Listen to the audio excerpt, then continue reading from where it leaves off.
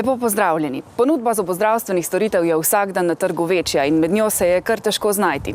Zato smo se tokrat v oddaji Halo zobozdravnik odločili, da kar na terenu preverimo, kako izgledajo pacientu prijazne zobozdravstvene storitve zobozdravstvenega centra Diamant. Kar za mano.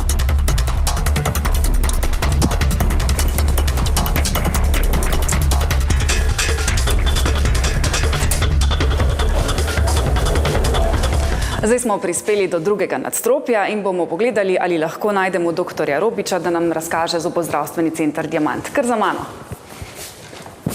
Dober dan. Dober dan. Nas pa zanima, če mogoče doktor Robič danes še dela, če ga lahko poiščemo. Ja, še dela. Super, nam ga prosim pokličete. Ja. Dober dan. Pozdravljeni.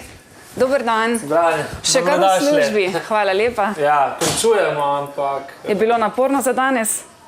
Tako vsak dan praktično, nič posebnega. Zdaj pa počasi se umirja, kolega še delata, jaz sem za danes zaključil. Pa vam lahko pokažem, kako pri nas poteka. Se veselimo. Kam nas boste najprej povabili?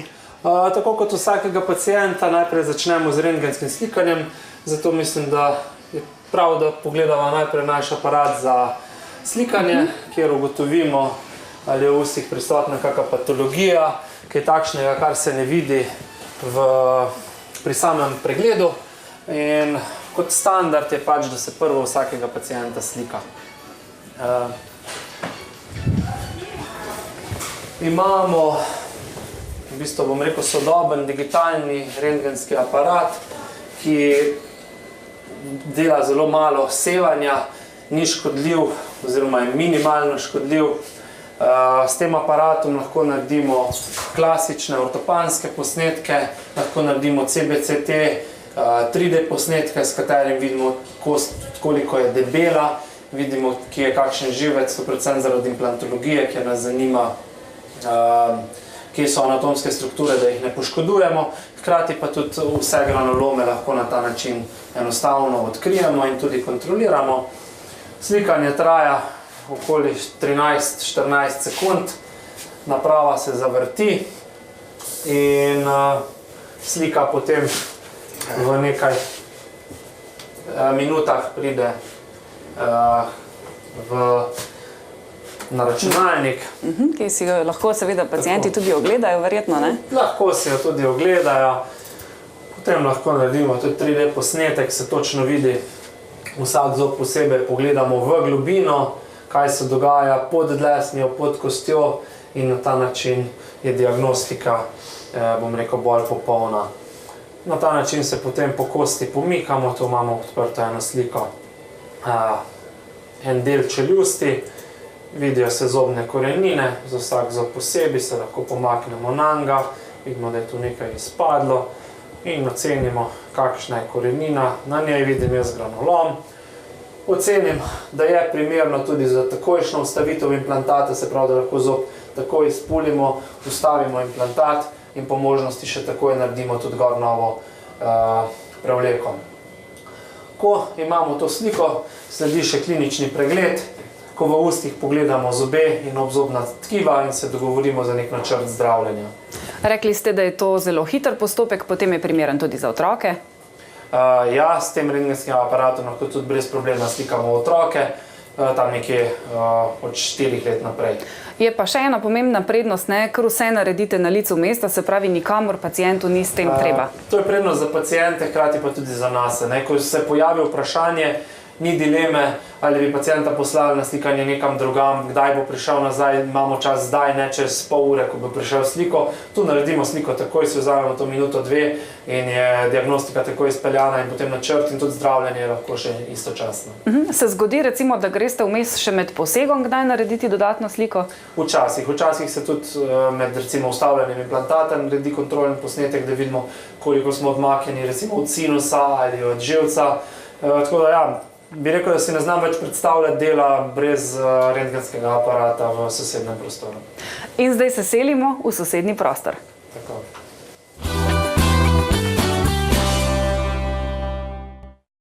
Doktor Robič, zdaj se pa nahajamo v eni izmed vaših ambulant. Kaj v tem prostoru počnete? Ta je moja najljubša, ta je operacijska soba, tu zraven je sterilizacija za umivanje rok, za pripravo kirurga, pa potem tu poteka operativni poseg. Lahko delamo sicer karkoli, ampak namenjeno je predvsem tem zaradi prezračevanja, postavitve, malo večji odmiki so od pultov.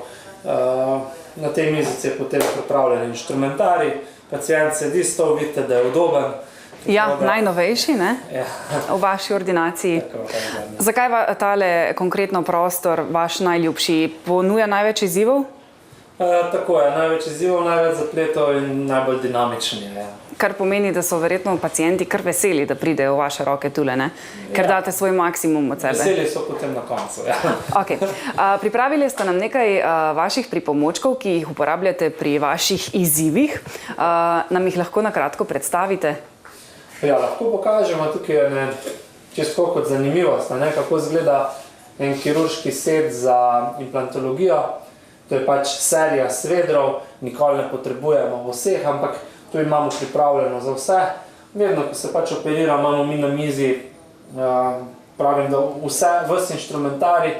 Potem včasih moramo paciente pomiriti, ne, se ne bomo dali črev ven, samo pri zobeh bomo ostali, ampak pripravljeno imamo pa vse za zaplete, če prije do kakšne krvavitve, da smo takoj pripravljeni, da lahko takoj ukrepamo, da pacient niti ne ve, da se praktično kdaj kaj zgodi. Vse skupaj se naredi, bom rekel, spontano. Zato je pomembno, da je vedno v kirurškem setu ves inštrumentarij, ki bi ga lahko potrebovali, pripravljeni. To verjetno kaže na vašo dobro pripravljenost, ne? Saj ne zato, ker bi bilo veliko. Tako.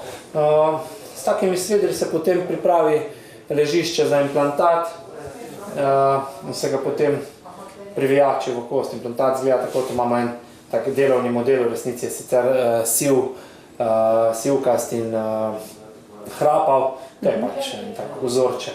Zanimivo, mogoče lahko pogledamo, kako to izgleda, ko mi izgubimo en zob. Zob izdremo, v kosti ostane luknja.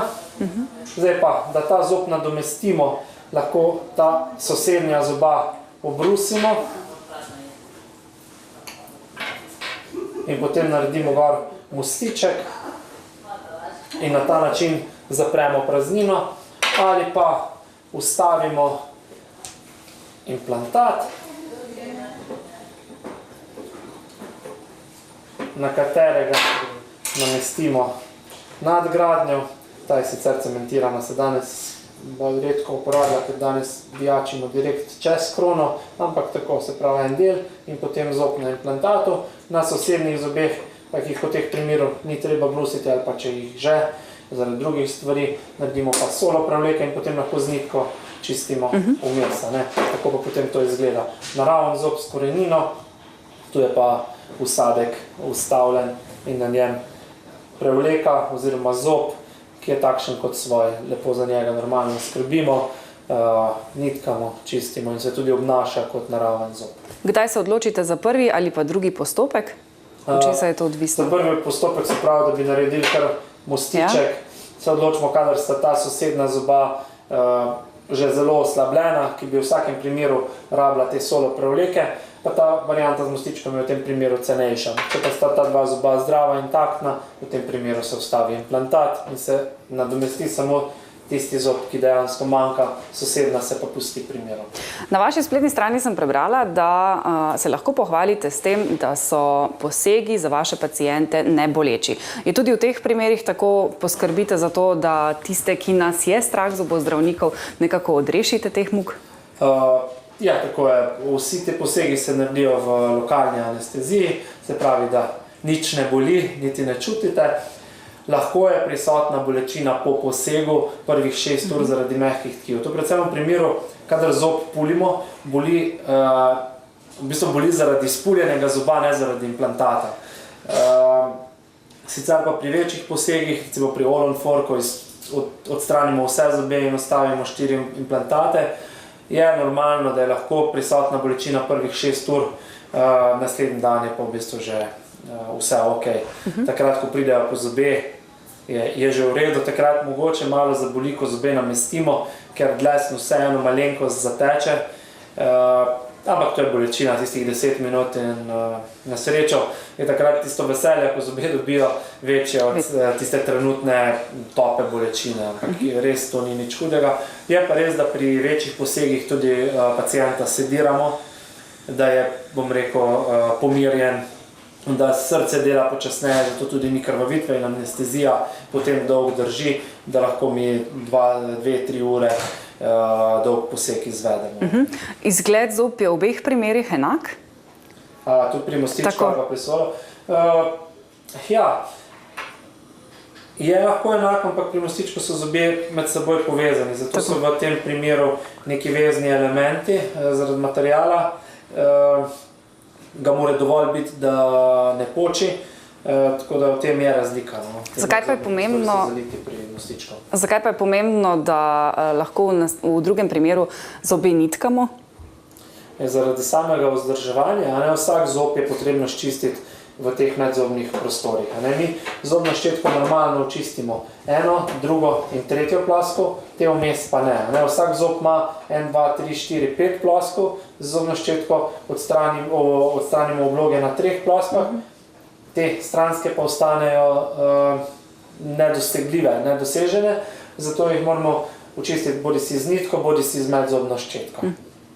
Doktor Robič, pa delate za vse paciente enake implantate, imate različne, kako to izgleda pravzaprav? Obstajajo različni tipi implantatov, različni proizvajalci in potem vsak proizvajalec ima implantate tudi ločene za določene tipe kosti, hkrati so implantati v različnih dolžinah in različnih debelinah. Zato je pač na zalogi imamo, bom rekel, cel spekter vsadkov, da smo pripravljeni za vse situacije. To tako izgleda, ko mi delamo, pripravimo ležišče za implantat, vidimo, kakšna je kost, vnaprej splaniramo dolžino kosti, dolžino implantata, medtem ko širino implantata dostikrat izberemo potem po občutku, kakšna je kost, da dobimo pravo stabilnost. In potem pač da druga asistenca na meni implantat, iz zbirke. Tu imamo v tem predalu neodent, potem imamo tukaj tudi pripravljene umetne kosti, to so takšnele, v takšnih ampulah ali brizgah so zrnca umetne kosti, ki jo vstavimo na mesta, kjer ni dovolj naravne kosti. Sicer pa vedno težimo, da vstavljamo implantate v predele, kjer je dovolj pacientove lastne kosti, zato ker je to najboljša kost, kar si lahko zamislimo, biološko bo zagotovo trajala najdlje. Zato pač s posebnimi postopki potem tudi pripravimo to lastno pacientovo kost, jo razširimo v primeru, da je ni dovolj, da dobimo, težimo k temu, da implantat vedno vstavimo v pacientovo lastno kost in ne v nadomestnik. Glede na vašo zalogo bi rekla, da je vaš moto nič vas ne more presenetiti, ko je pacient na stolu. Ja, res je, vedeti moramo, da so dnevi različni, včasih imamo več pacientov in če vemo, da imamo na izbiro 6, 7, 8 različnih vrst vsadkov v različnih dolžinah, pa da delamo tudi neko večjo količino, mora biti zaloga temu primerna. In koliko recimo takih posegov opravite letno? Nikoli jih nisem štel, koliko jih opravimo letno. Vem, da naredimo več kot 1000 implantatov. Zdaj pa rekel bi, to je lahko med 500 in 600 pacienti, oziroma včasih imamo koga, ki rabi samo en vsadek, na koncu so pa tisti, ko imajo tudi po 8 vsadkov naenkrat. Tako da te analize žal nimam, da vam bi lahko povedal, ampak ja, v grobem nekje 100 implantatov mesečno vstavimo v usta. Sedaj pa si bomo na videu pogledali, kako se vstavi vsadek minimalno invazivno, se pravi brez rezanja, brez šivanja, skozi dlesen v pripravljeno ležišče in kako potem takšen implantat takoj istočasno obremenimo tudi za začasno zobno krono, ki jo bo pacientka imela v ustih cirka 2 meseca. Po 2 mesecih bo prišla na skeniranje in bomo takrat izdelali polno porcelansko cirkonsko zobno krono. V tem času pa ne bo brez zoba. Pomembno je le, da ta zob ne obremenjuje, se pravi, da z njim ne je neke trde hrane. Mehka hrana, kuhana je pa dovoljena.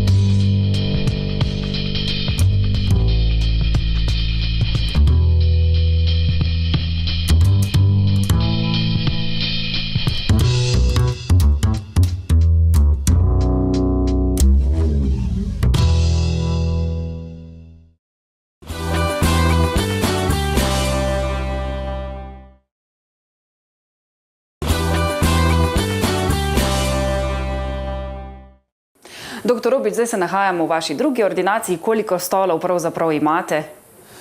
Imamo 5 stolov. 2 izmed teh 5 sta opremljena tudi z operativnimi mikroskopi.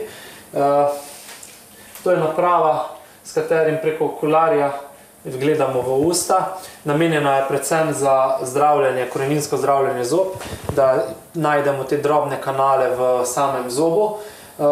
Hkrati pa ga uporabljamo praktično pri izdelavi zalivk, zato ker lahko dobro preveriš, če ta ograjica, s katero si zagradimo mesto, kamor ne pride plomba, tesni, da ni kakšnega vleka tekočin.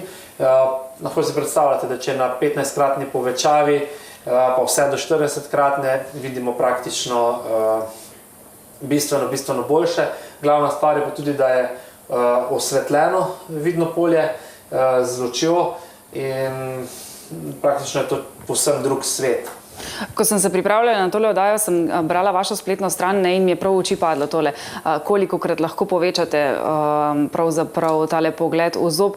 Je zastrašljivo, hkrati je pa verjetno dobro vedeti, da smo v dobrih rokah, ne? Ali lahko še kaj zgrešite? Tako je, nekaj časa smo imeli na ekran projicirano sliko, ampak dejansko ni bilo pri pacientih dobro sprejeto, ker ko so videli, kaj dejansko se v zobu dogaja, kaj imajo, nihče ni hotel tega gledati, zato imamo v bistvu odklopljena oba monitorja. Vi pa vse skupaj spremljate na tablici. Tudi asistentka vseeno vidi, kaj doktor dela, zato da mu podaja pravilni inštrumentarij, ampak pacienti pa tega ne želijo gledati, ker ko se en zob odpre ali pa sploh kakšna ponovna zdravljenja, res ni najlepši pogled. Že v prejšnji ordinaciji smo videli pravzaprav praktično nov stol, tudi ta je vaš v tej ordinaciji nekaj posebnega. Ja, to je pač namenski stol. Verjetno si pacient ne zbira, na katerem stolu bo sedel. Ne, to je pač predvideno za daljše posege, da se poskrbi za neko udobje. To je pač edini skandinavski stol. Prednost njegova je pač res, da je zelo mehek, zelo udoben. Ta spominska pena je še bolj udobna kot na prejšnjem. Pa z njim dosežemo posebne naklone, da je delo z mikroskopom optimizirano. Kaj še najdemo v tej ordinaciji, kaj nam še lahko pokažete? Ja, tu imamo tudi en tak priročni laboratorij, s katerim lahko izdelamo zob v enem obisku. Prikazala bomo 2 sistema, se pravi starega in novega. To je prvi tak sistem, ki smo ga imeli, s katerim smo pacientov v ustih poskenirali zob. S to kamero smo zob poskenirali, lahko pokažemo, kako je to izgledalo. Zobe je bilo treba popolnoma osušiti in posprejati z enim srebrnim sprejem, nato pa smo dobili takšno sliko, označili smo meje, dokot je zob obrušen in nato smo zob oblikovali. Tako se je zob oblikoval in v nekaj minutah smo ga lahko dali že v proizvodnjo. In iz takšnega keramičnega bloka, ki je lahko iz različnih materialov keramik, nekatere potrebujejo nadaljno obdelavo v peči. Vidimo, da je zdaj v vijolični barvi, ampak ko ga izpostavimo dovolj visoki temperaturi za pravo čas, postane v barvi zoba. Ali pa z nekaj keramike, ki je že takoj v barvi zoba in potrebuje samo še glaziranje, da se zasveti. Potem CNC naprava spreza takšen zob. Vidimo tukaj lahko en, ki je delno narejen, tako ga v bistvu izreže iz tega bloka zob, ki je na začetku, pač odvisno od materijala, tako enobarven in mat. Nato pa ga damo v peč, nanesemo glazuro, damo v peč in nato nastane pač zob, ki je sijoč in pravilno pobarvan. Prednost tega, da imamo peč za keramiko, je na to tudi to, da če tehnik pri izdelavi kdaj naredi napačno barvo zoba, lahko enostavno za kakšen odtenek sami popravimo, da pacientu ni potrebno prihajati še enkrat, ampak lahko sami naredimo.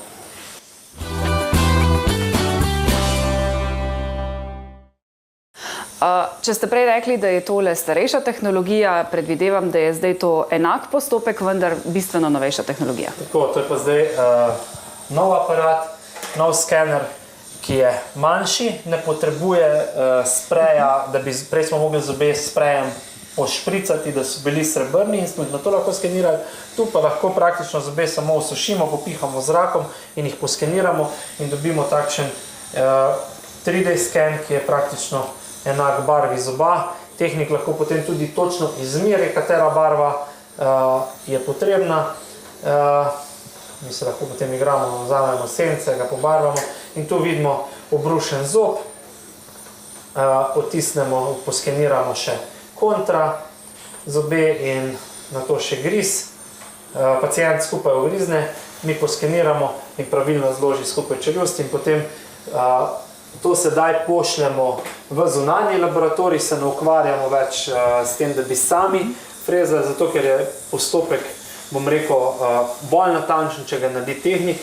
Tehnik ima aparat, frezo, ki je velikost ene palete in so te izdelki bistveno bolj natančni, pa tudi tisti, bom rekel, zaključni nanos tehnika, on zna bistveno lepše narediti kot mi. On to cele dneve dela, je hodil v šolo in celo življenje barva zobe, barva keramiko in je prav in boljše, da te stvari naredi on. Če se vrneva še k temu vašemu delu, predvidevam, da je ta novejša tehnologija tudi pacientu bolj prijazna. Rekli ste, ni treba sprejati, verjetno je postopek hitrejši. Hitrejši je, da poskeniramo recimo za en obrušen zob in nasprotne zobe z grizom nam vzame cirka 4-5 minut.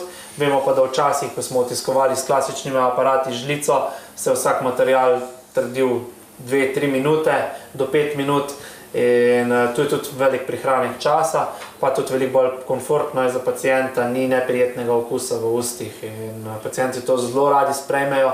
Hkrati je pa tudi končni izdelek veliko bolj natančen, zato ker skener ima natančnost cirka 10 mikronov, stari otisni materiali, najboljši so imeli pa 25 mikronov, se pravi, da smo zdaj 2,5-krat bolj natančni. In tudi potem izdelava zoba je povsem nekaj drugega. Po vsem slišanem zdaj sklepam, da tale CNC potem služi le še kakšnim lepotnim popravkam in hitrim izboljšavam v ordinaciji? Ja, danes praktično ga skoraj ne uporabljamo več, res se ne spomnim, kdaj sem ga nazadnje uporabil, razen če je res pacient, ki si zelo želi, da dobi zob danes, ne jutri. Večinoma so to kakšni tujci oziroma zdomci, ki so na dopustu v Sloveniji in želijo še nekaj na hitro popraviti tu, namesto v Švici, kjer je, ne vem, 4-5-krat dražje.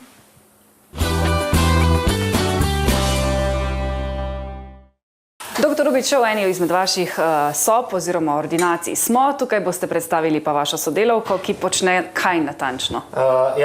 Lea je ustna higieničarka. Njeno delo je v bistvu, da skrbi za ustno higieno pacientov, da jim čisti zobni kamen, odstranjuje mehke trde obloge, da jih uči, kako pravilno čistiti zobe, jih kontrolira, hkrati zna tudi za vsadke skrbeti, da jih s posebnimi peski čisti, s posebnimi inštrumenti za obdelavo titana, da se ne bi naredile na teh upornikih praske. In zdaj je ravno pripravljena za eno peskanje, se lahko pokažeš, kako to izgleda. Peskanje je pač tisto zaključna faza ustne higiene, ko se pod visokim pritiskom s perlami odstranijo zabarvanja iz zobna. Najprej se umije zobni kamen, očisti zobni kamen z ultrazvokom, nato pa pod pritiskom odstrani in zapolira še zobno površino. Odstrani pa ta zabarvanja od kave, cigaret, najbolj enostavno. Kdo pa pravzaprav so zobne higieničarke? Kakšen poklic je to? Je to bolj novodobna stvar, stvar zasebnih zobozdravnikov? Ne, ustni higieniki so univerzitetno izobraženi, visokošolsko izobraženi. Večinoma gre tu za osebe, ki so naredile najprej neko zdravstveno smer, srednje šole in potem še visoko šolo za ustno higieno v Ljubljani. To je sicer samoplačniški program, dvoletni, nato pa imajo po njem še po prvih 100 pacientih opravljanje strokovnega izpita. Oni so prav specializirani za zdravje dlesnja. Znajo prepoznati tudi zobni karies. Praktično, če dovolj pogosto, na vsake pol leta hodijo ljudje po ustnemu higieniku, ni skrbi, da bi spregledali kakšno zobno gnilobo ali karkoli, zato ker medtem ko oni čistijo zobni kamen zob, iz vseh strani presondirajo, vsako luknjico opazijo. Hkrati pa ima tudi posebne aparate za čiščenje kamna. Mi zobozdravniki imamo na stolu čistilec zobnega kamna, ampak tisti ni niti primeren, niti približno tako natančen in ne more tako kvalitetno očistiti kot ti namenski, ki imajo povsem drugačne nastavke, drugačne, bolj fine konice, ki jih ne moremo dobiti za ta nastavek na stolu. Ima svojo vodo in potem tudi je dosti bolj nežen. Veliko ljudi je strah, da čiščenje zobnega kamna boli, ampak s tem aparatom specialnim je tudi bolečin potem dosti manj oziroma minimalno. Včasih pa nič. Smo ljudje dovolj ozaveščeni, da hodimo k zobnemu higieniku vsake pol leta? Nekateri so, nekateri niso. Nekateri poskušajo sodo bikarbono, ne? Ja, to je druga zgodba.